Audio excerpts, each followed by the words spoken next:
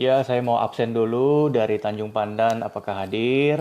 Badau, Selat Nasi, Membalong, dan Sijuk. Dan tentunya saudara-saudara kita di Belitung Timur dan juga di seluruh Indonesia. Sahabat-sahabat kita dan tentunya terkhusus saudara kita yang cintai, orang Belitung dimanapun berada.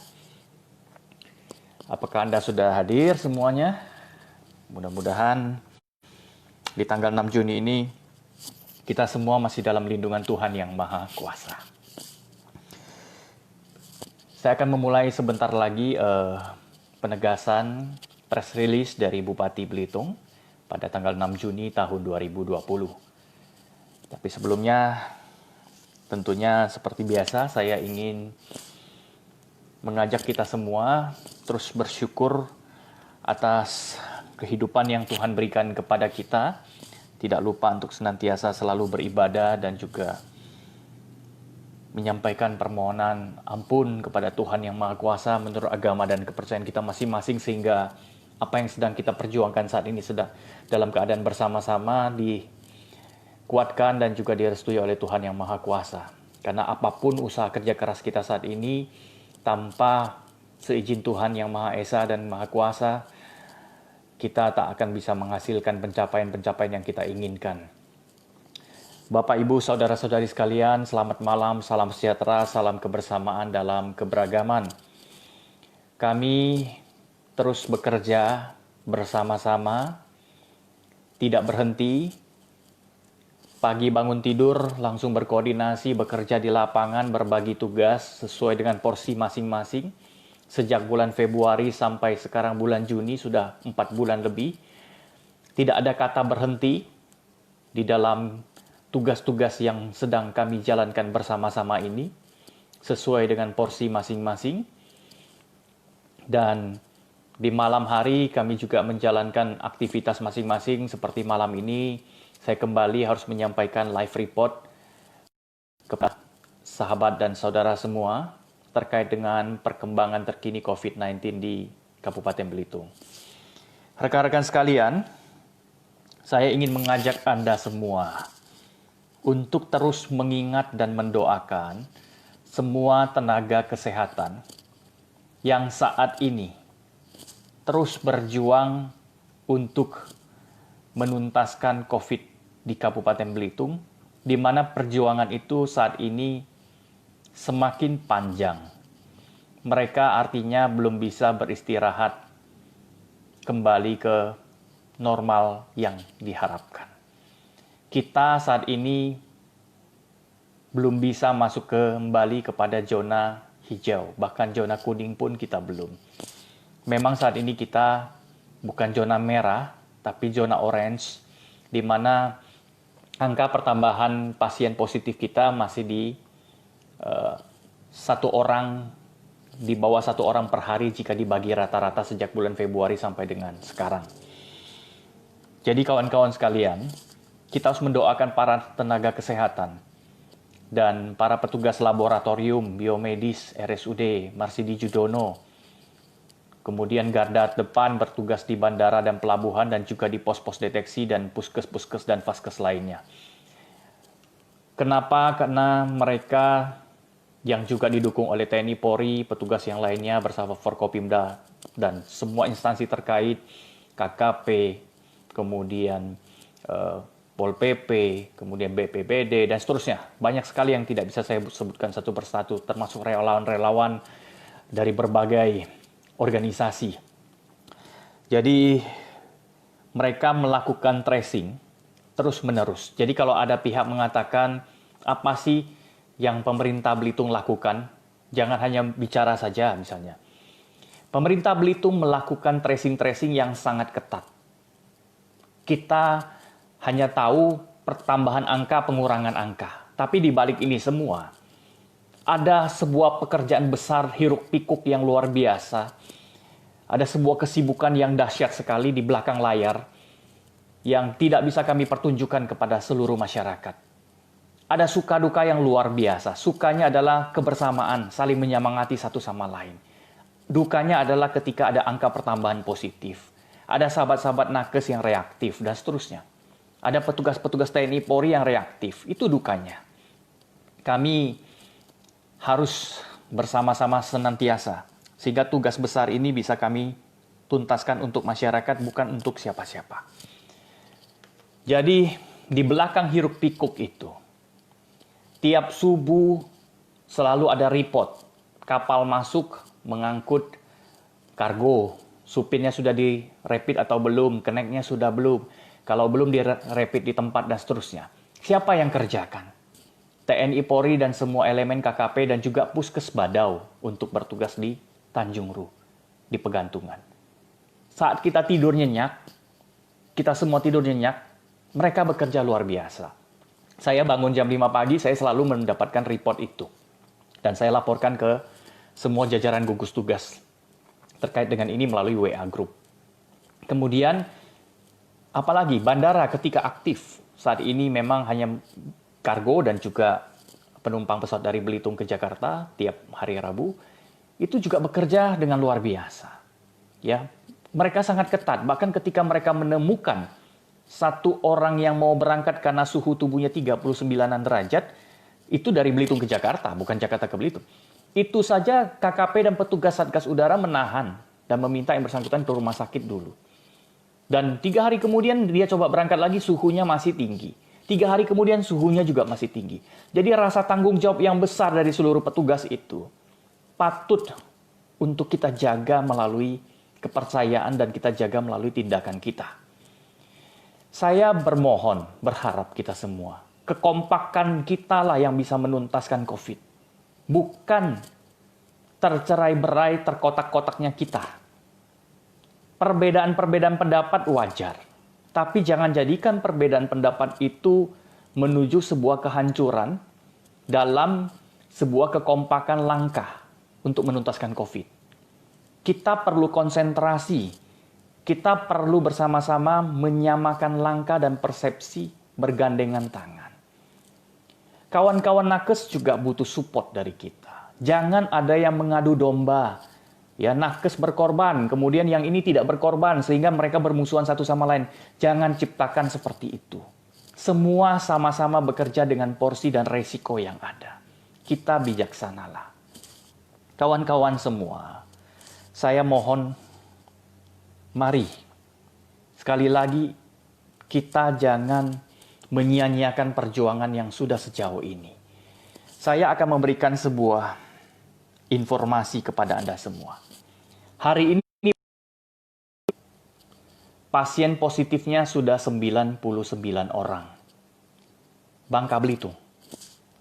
Dan untuk pertambahan hari ini saja di Bangka Belitung ada 17 orang. Hari ini saja di Bangka Belitung. Pangkal Pinang bertambah 2.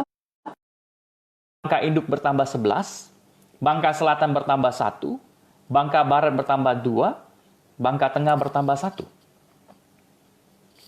Itu ada di 5 kabupaten kota, bertambah 17. Informasi ini saya dapat langsung dari gugus tugas provinsi, Saudara Mikron, untuk kami sampaikan kepada masyarakat Belitung juga, untuk diketahui.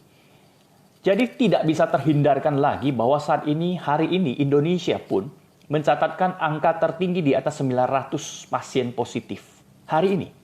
Ini adalah rekor yang paling tinggi pertambahan angka positif di Indonesia. Sehingga sudah menembus angka 30.000 lebih kasus positif di Indonesia. Tidak ada kabupaten kota yang sudah pernah ada kasus positif yang bisa menghindari ini dengan mudah. Kecuali hanya dengan kekompakan dan ketegasan yang absolut dan mutlak. Bukan ketegasan yang diganggu-ganggu misalnya. Ketika ada gugus tugas bekerja, ingin menegakkan aturan, ingin menegakkan sebuah kebijakan, kita malah tidak kompak di situ. Sehingga membuat masyarakat menjadi bimbang. Mau ngikut yang mana. Kalau kita kompak, misalnya saya ambil contoh Kota Madya Tegal. Sahabat saya, wakil wali kota Tegal, selalu berkomunikasi bagaimana cara mereka melakukan langkah-langkah, saya belajar juga dengan mereka. Dan saya sampaikan kepada gugus tugas, langkah-langkah yang mereka sudah lakukan. Kekompakan, sekali lagi, kebersamaan, itu yang bisa menyelamatkan Belitung. Jadi saya tidak akan mengajak Anda terlalu berkonsentrasi dengan berapa sih angka positif, berapa sih angka reaktif, dan seterusnya. Saya akan sampaikan angka itu, tapi saya tidak akan mengajak Anda berkonsentrasi ke situ. Saya ingin mengajak kita semua berkonsentrasi sekarang kepada cara kita untuk menuntaskan COVID melalui itikat kita masing-masing. Cara kita melalui itikat kita masing-masing. Bagaimana caranya? Saya akan sampaikan. Tapi sebelum itu, kawan-kawan sekalian, sesuai dengan press release Bupati Belitung hari ini, sudah disampaikan bahwa hari ini di Rumah Sakit Umum Daerah Marsidi Judono telah memeriksa 35 orang yang terkait dengan kontak-kontak pasien positif sebelumnya. Ini adalah rapid test kedua. Kita ketahui bahwa rapid test adalah tes cepat yang tidak menjamin 100% bahwa si orang tanpa gejala itu bebas COVID. Tapi ini adalah indikator awal bagi kita untuk bisa mengetahui ya, ada atau tidak virus ya yang bisa menciptakan antibodi dalam tubuhnya itu dan bisa mengarahkan petugas untuk melakukan swab test jika muncul kalimat reaktif yang disimpulkan oleh petugas kesehatan. Ya. Jadi indikatornya di situ. Jadi banyak orang salah paham. Yang pertama, ketika orang itu diundang atau datang sendiri karena dia merasa terkait dengan sebuah kontak positif, dia akan dilakukan rapid test pertama.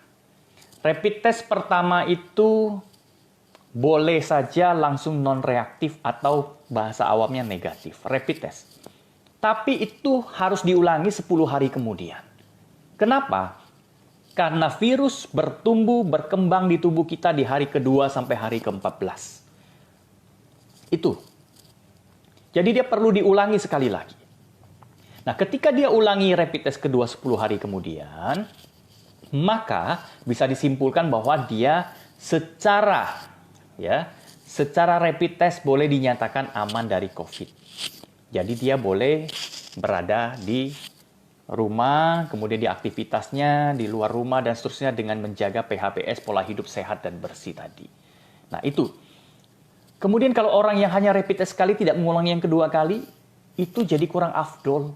Karena tadi saya sebut, ya, inkubasi adalah hari kedua dan 14. Bisa saja dia ketika rapid pertama itu belum tumbuh. Bisa aja rapid test kedua baru menemukan itu. Jadi kawan-kawan harus memahami ini. Jadi ketika hari pertama sampai hari ke-10, sangat dibutuhkan orang-orang yang disiplin dengan kesadaran sendiri. Bayangkan, kita memeriksa hampir 170 orang sejak kasus positif dari penumpang pesawat tanggal 16 Mei yang lalu. Ada 170-an orang yang diperiksa sampai hari ini. Bahkan mungkin lebih ya, karena saya belum dapat update terbaru malam ini. Bagaimana kita mengawasinya? Yang kita lakukan adalah sesuai dengan surat edaran gubernur, memasangkan gelang orange. Di Bangka memasangkan gelang hijau. Kemudian yang kedua, bagi yang punya handphone yang bisa beradaptasi dengan aplikasi, itu dia harus mendownload aplikasinya. Tapi sekali lagi, teknologi punya kelemahan. Gelang punya kelemahan. Jadi bagaimana mengamankan itu? Apakah menitipkan petugas setiap satu orang 24 jam menjaga rumah mereka masing-masing? Nggak mungkin. Yang bisa kita lakukan itu adalah memastikan bahwa semua, termasuk saya dan kawan-kawan yang merasa sedang dalam isolasi rumah, disiplin. Kalau kita tidak disiplin, ketika rapid test kedua kita reaktif, begitu kita swab test, PCR tenggorokan kita menyatakan kita positif, akibatnya kita sudah sangat mungkin menularkan virus kepada orang lain. Kalau kita komit isolasi di rumah dengan tertib dan disiplin, maka kita pastikan bahwa penyebarannya hanya di dalam rumah. Karena dia tidak berinteraksi di luar rumah. Itu kawan-kawan sekalian. Jadi perlu kesadaran. Jadi ini bukan lagi kembali 100% kepada gugus tugas dan pemerintah daerah.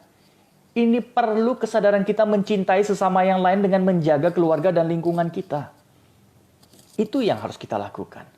Dan bagaimana kita sendiri yang tidak ada kontak, tidak ada rapid, tidak merasa punya hubungan dengan pasien positif atau pasien yang reaktif dan seterusnya. Kita cukup menjalankan tradisi hidup baru yang saya sebutkan tadi malam. Apa itu tradisi hidup baru? Keluar rumah pakai masker, bertemu fisik dengan orang jaga jarak, ya, 1,5 meter. Ketika bicara dengan orang sebisa mungkin punya jarak yang aman dari cipratan air ludah, dari pegangan tangan dan seterusnya. Selalu mencuci tangan setiap saat dengan air bersih dan sabun selama 20 detik dengan cara yang benar. Pulang ke rumah tidak langsung masuk ke dalam rumah, kemudian membawa sepatunya ke dalam, tapi dibersihkan di luar, ditinggalkan di luar, pakaiannya dibuka yang bersih, taruh di, katakanlah di bagian ruang tamu ada sediakan tempat untuk pakaian kotor. Kemudian kita mandi, ganti pakaian bersih, baru berjumpa dengan anak dan istri. Atau sebaliknya itu. Itu yang harus kita kerjakan. Makan makanan bergizi, konsumsi air putih yang baik, hal-hal sederhana inilah yang akan menyelamatkan kita. Sehingga kasus positif tidak akan pernah bertambah. Katakanlah kemarin kita memang ya menciptakan sebuah kondisi yang terjadi itu adalah kasus positif yang bertambah begitu dahsyat sehingga kita harus menciptakan sebuah kondisi tertib disiplin kepada seluruh masyarakat sehingga kemungkinan transmisi lokalnya menjadi tidak ada, itu wajar. Karena kita belum mengontrol. Ketika ada kasus positif tanggal 6 akibat penerbangan tanggal 16 itu, kemudian muncul 170 orang yang harus diperiksa, kita hiruk pikuk ya. 4 hari TikTok sana sini, sibuk sekali semua rumah sakit, kemudian petugas kesehatan dan lain-lain. Itu wajar. Kita harus menciptakan sebuah kondisi yang disiplin supaya masyarakat itu tidak panik dan masyarakat tidak berada di tengah-tengah kondisi masyarakat yang katakanlah masih belum kita ketahui di mana sumber penularannya. Itu yang kita inginkan, menciptakan kondisi yang lebih disiplin, stabil, dan menyelamatkan masyarakat kita. Nah, itu kawan-kawan semua. Kemudian, saya ingin jelaskan bahwa hari ini tanggal 6 Juni, 35 orang diperiksa rapid test kembali yang kedua kali. Dari 35 orang ditemukan kembali 5 orang yang reaktif. Ditemukan 5 orang yang reaktif. Ya, perlu diingatkan bahwa virus corona tidak kenal agama, tidak kenal suku, tidak kenal status sosial. Bisa datang kepada siapapun. Mau dia pejabat, mau dia orang biasa, mau dia orang kaya, mau dia tidak punya uang, dan seterusnya. Tapi lagi-lagi saya mengingatkan, perilaku dan sikap kita akan menentukan penularan ini menjadi lebih besar atau tidak. Kembali pada kita. Petugas hanya berusaha sekuat-kuatnya menjaga Anda semua. Tapi kembali pada diri kita. Bantu kita. Bantu petugas. Baik, saya akan masuk ke rilis Pak Bupati melalui informasi dari Rumah Sakit Umum Daerah. Hari ini dilakukan swab test ke pertama, ya, ke-1 di laboratorium PCR TCM, tes cepat molekuler milik RSUD Marsidi Judono. Ada 12 sampel yang dites. Jadi satu orang kalau mau dinyatakan positif, itu harus memenuhi syarat 2 kali positif atau negatif, harus memenuhi 2 syarat, ya. Satu syarat, ya, yaitu 2 kali tes. Ya, kalau PCR biasa. Kalau PCR TCM, kalau dia 1 kali tes sudah positif, cukup. Pasti positif. Kemudian kalau dia pertama tes negatif, dia perlu ada pengulangan sekali lagi. Ya, untuk memastikan, ya. Jadi 12 orang ini dites, 1 orang sampelnya kurang, ya, jadi harus diambil kembali besok. 10 orang dinyatakan negatif dan 1 orang seperti yang Anda sudah ketahui dinyatakan positif. Orang itu adalah istri dari pasien yang semalam kami umumkan. Pasien yang tadi malam itu adalah nomor 1028, adalah pasien ke-8 yang masih dirawat atau pasien ke-12 dari akumulasi jumlah pasien di Belitung. Hari ini adalah berinisial SUZ, kemudian usianya 46 tahun, pasien positif ke-13. atau pasien ke-9 yang kita rawat di RSUD Marsudi Judono dengan nomor 1112. Yang bersangkutan adalah, sesuai dengan rilis Pak Bupati, yang bersangkutan adalah bidan koordinator di Puskesmas Dendang. Sedangkan suaminya adalah kepala sekolah SMK Dendang. Yang bersangkutan keduanya tinggal di perumahan di Danau Biru, Air Raya. Ya, jadi domisilinya di Tanjung Pandan Belitung, tapi punya pekerjaan di Belitung Timur. Jadi saat ini 2 kabupaten berkoordinasi untuk melakukan tracing, siapa yang pernah ditemui, kemudian berkomunikasi dengan siapa, dan dari klaster mana. Ya, 1028 diperiksa karena pernah berinteraksi dengan salah satu penumpang yang berasal dari klaster yang sudah positif terlebih dahulu. Ini adalah bagian dari tracing impor yang sedang dilaksanakan. Untuk memastikan ini semua, Dinkes nanti akan menyimpulkan. Tapi tracing terus berlangsung, ya. Kemudian kawan-kawan sekalian, bahwa kita perlu mengingatkan kembali bahwa saat ini kita sedang merawat. Kalau ada yang desas-desus tanya berapa sih pasien kita dan seterusnya, pasien kita totalnya ada 9 orang. Ya, yang sedang dirawat nomor 921, 923, 951, 922, 931, 965, 988, 1028, dan malam ini 1112. Ya, jadi ini nomor-nomor pasien yang sedang dalam proses perawatan. Bagaimana kondisi pasien? Kesembilannya dalam keadaan baik, sehat, ya. Kemudian bagaimana sih obat-obat mereka? Tadi saya baca di Facebook ada yang menanyakan apa sih rahasia orang sembuh dari COVID. Satu, istirahat yang cukup. Kedua, suplemen vitamin yang terus diberikan rumah sakit. Yang ketiga, kita disiplin minum air putih. Kemudian berolahraga kecil di dalam ruang isolasi. Ya. Kemudian jangan stres berlebihan. Jadi tolong kawan-kawan semua, saya mohon kita doakan mereka untuk cepat sembuh. Karena sekali lagi, kita ini semua hidup dalam satu tempat yang sama. Kalau ada satu orang menderita, yang lain menderita, makin banyak menderita, yang susah juga kita semua. Jadi kita hidup dalam satu wadah yang sama yang namanya Pulau Belitung. Kalau ada yang rusak, kita rusak sama-sama. Ini yang nggak bagus. Ya, kita harus perbaiki ini dengan semangat kebersamaan kita. Itu kawan-kawan ya. Jadi saya berharap sekali, mari kita doakan. Bukan kita menjustifikasi, kemudian kita mendiskreditkan mereka. Sekarang bukan saatnya seperti itu. Ya. Saya selalu mengingatkan, mereka butuh dukungan moral kita, mau siapapun mereka. Ya, kita boleh kecewa dengan misalnya mereka tidak disiplin, kecewa dengan mereka yang tidak komitmen, dan akhirnya ciptakan kasus positif misalnya. Tapi itu sudah terjadi, ini ada fakta, ada kenyataan yang harus kita hadapi. Ya, jadi hari ini, kecuali Belitung Timur, tidak ada kabupaten kota yang bebas dari COVID, semuanya bertambah. Ya, tadi saya sudah bacakan di Bangka Belitung, termasuk Belitung bertambah 1 hari ini. Jadi saya minta kawan-kawan semua nggak usah ketakutan, panik gitu ya. Kita hadapi dengan cara bagaimana yang tadi saya sebut, tradisi hidup baru. Kalau Anda tidak terapkan tradisi hidup yang baru, sangat mungkin Anda menambah potensi pasien positif. Bisa dari Anda, bisa dari mereka. Tapi kalau sama-sama menerapkan tradisi hidup yang baru, maka saya yakin kita menekan angka potensi penyebaran COVID-19 di Belitung. Kapan akan berakhir ini semua? Sekali lagi, virus ini tidak akan berakhir dalam waktu dekat. Karena itu kita harus beradaptasi, membiasakan diri. Tapi, percayakan semua itu kepada pemerintah daerah dan gugus untuk bekerja dengan maksimal. Dan sampai saat ini saya katakan, semua masih dalam kontrol gugus tugas di rumah sakit, Dinkes, dan kawan-kawan lainnya. Masih terkontrol sehingga pergerakan kontak-kontak positif dengan yang lainnya terbaca. Ya, kecuali yang harus bikin kita panik itu apa? Tiba-tiba muncul kasus positif yang banyak, kemudian kita nggak tahu sumbernya dari mana. Kita tidak tahu memulai memeriksa dari mana. Nah, itu yang harus bikin mungkin kita akan panik. Tapi ini, kawan-kawan semua, kita sudah mengetahui peta penyebarannya di mana saja.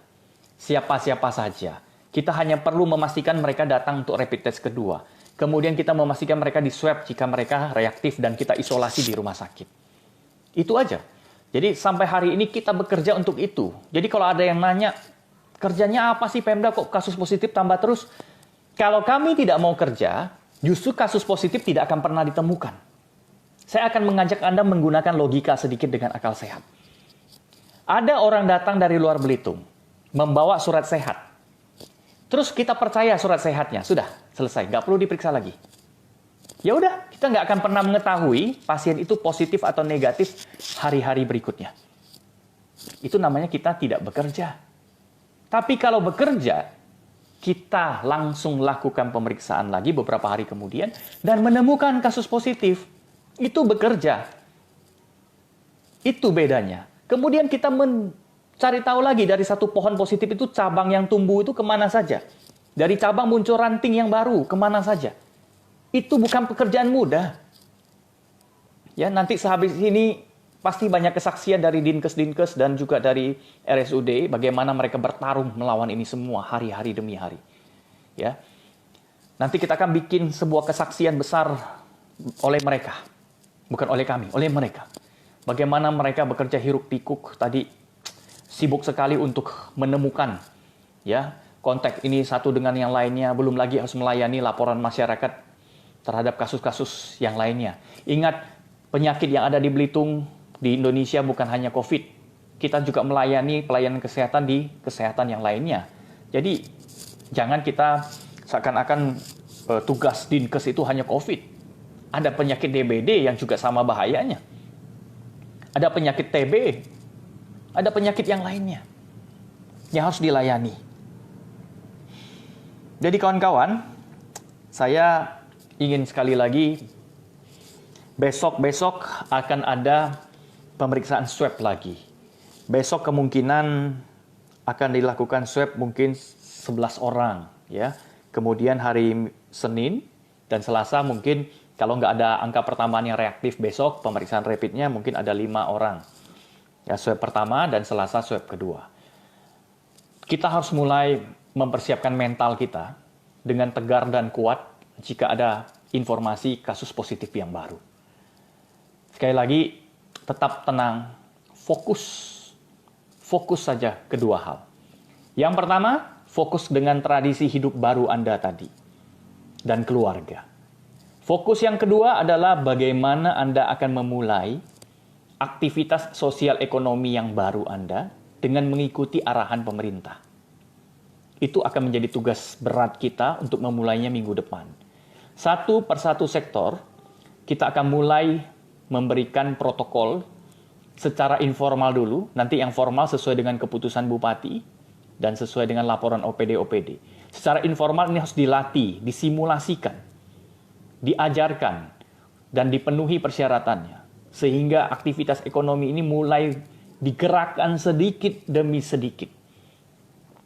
Kita tidak mau terlalu lama terseok-seok di tengah kesulitan seperti ini. Kita sudah mulai harus alihkan fokus kita ke sana. Tapi ingat, tidak mengabaikan tradisi hidup baru yang akan mengorbankan semua perjuangan yang tadi saya sudah sebut di awal. Termasuk mempertimbangkan aktivitas yang mungkin tidak bisa kita kendalikan, yang terkait dengan anak-anak. Ingat, saya tadi bicara sama sahabat saya. Kalau orang dewasa yang kena virus COVID, mungkin kita bisa bertahan menghilangkan darah kita. Tapi kita bayangkan anak kecil, usia 5 tahun misalnya. Dia terkena COVID dan dia nggak boleh satu kamar dengan orang tuanya yang sehat. Padahal setiap hari, sehari-hari dia tidur dengan ibunya. Jadi, si anak ini harus tidur sendirian di ruang isolasi. Bayangkan bagaimana secara psikologi. Nah, sebelum itu terjadi pada kita dan pada anak-anak kita semua, tradisi hidup baru inilah yang bisa menjaga itu semua.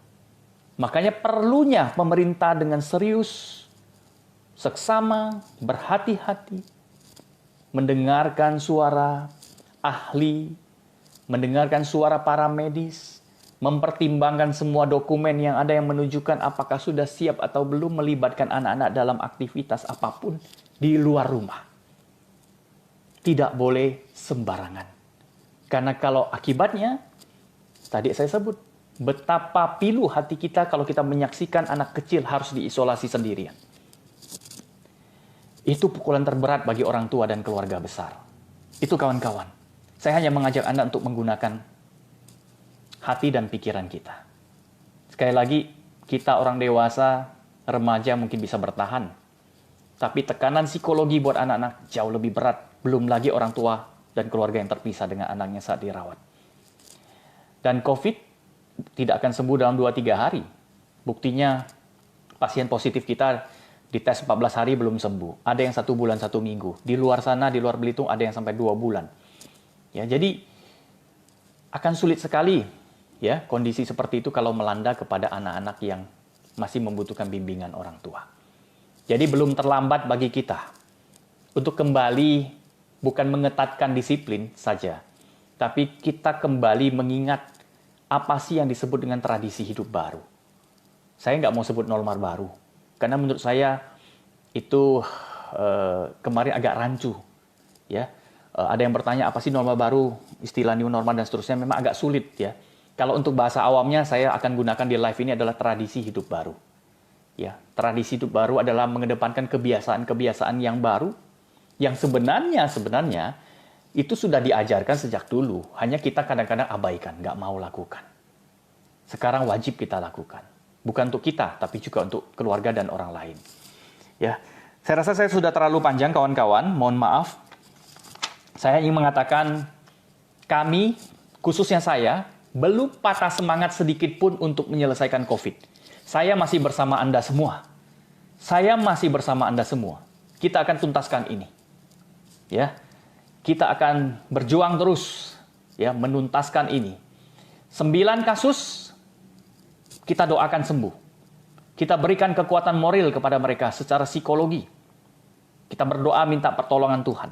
Kalaupun ada tambahan kasus-kasus berikutnya, kita harus tegar dan kuat kawan-kawan. Tegar dan kuat. Lupakan apa itu zona hijau. Tapi fokuslah kepada tradisi hidup baru yang tiba-tiba saja.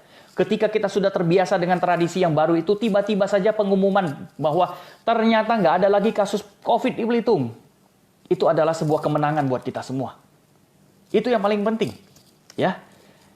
Jadi jangan khawatirkan bahwa hidup memang ada hitam dan putih. Hidup itu seperti ya, keyboard, ya, touch di keyboard dan piano. Jadi kalau kita mau main lagu yang indah, yang hitam dengan yang putih memang harus kita pencet sehingga menciptakan irama yang baik. Itulah hidup. Kita harus jalankan hidup kita dengan menghadapi bahwa ada kenyataan pahit di depan kita, ada suka, ada duka, ada yang bahagia dan seterusnya. Inilah perjalanan. Tapi kita akan bisa melewati ini kalau bersama-sama. Saya garis bawahi, kalau bersama-sama. Kalau kita tidak pernah kompak, kita lebih mudah menggunakan jari-jari kita untuk menyindir orang, atau menggunakan jari-jari kita, jempol-jempol kita untuk menjatuhkan orang lain, atau untuk menyudutkan orang lain. Padahal di tengah COVID ini kita butuh pemikiran-pemikiran yang brilian, supaya memberikan pandangan positif kepada pemerintah, sehingga bisa mengambil langkah yang tepat dan seterusnya. Maka kita akan tidak pernah kembali ke tempat, kembali ke sebuah situasi, kembali ke sebuah keadaan yang kita harapkan. Seperti beberapa bulan yang lalu betapa indahnya dunia. Tapi ingat, saya sebelum menutup live report ini bahwa Anda boleh lihat langit Jakarta, Anda boleh lihat langit di berbagai kota di Indonesia. Melalui Google Earth dan seterusnya, kita bisa lihat bagaimana real time kondisi dunia sekarang sudah berubah menjadi alam yang lebih indah, alam yang lebih terjaga. Itu adalah peringatan Tuhan kepada kita. Jangan jadi manusia yang tamak, jangan jadi manusia yang nggak pernah tahu dosa kita dan kesalahan kita. Ini bukan ceramah agama, tapi ini hanya sharing sahabat saudara kepada Anda semua. Oke kawan-kawan semua, doakan besok hari Minggu dan hari Senin kita masih akan melakukan rapid test dan swab test sampai Selasa bahkan. Beri kekuatan, beri dukungan moral kepada petugas kesehatan di rumah sakit umum daerah dan khususnya kawan-kawan di lab. Ya, satu putaran swab test hanya bisa memeriksa 4 sampel. Jadi kalau kita periksa 12 orang, kita butuh 3 kali putar. Satu putaran membutuhkan waktu 1 jam lebih. Satu putaran. Ya, 1 jam lebih. Kita harus mempersiapkan, masukin lagi ya sampelnya dan seterusnya. Satu putaran 4 orang butuh 1 jam lebih. Kita kalau periksa 12 orang butuh 3 putaran jadi hampir 5 jam. Ya, 3 jam lebih 4 jam lebih sampai 5 jam. Dengan persiapan-persiapan dan lain-lain. Itu orang labnya mesti standby terus. Ya, jadi kalau terus bertambah yang rapid reaktif itu, bayangkan berapa swab yang harus kita gunakan. Belum lagi swab ini terbatas cartridge-nya, ya, alat yang digunakan untuk masuk ke lab itu ke mesin itu untuk lakukan perputaran running mesin TCM itu sangat terbatas, ya, karena itu impor semua dan itu dari Kementerian Kesehatan yang diberikan kepada Rumah Sakit Umum Daerah.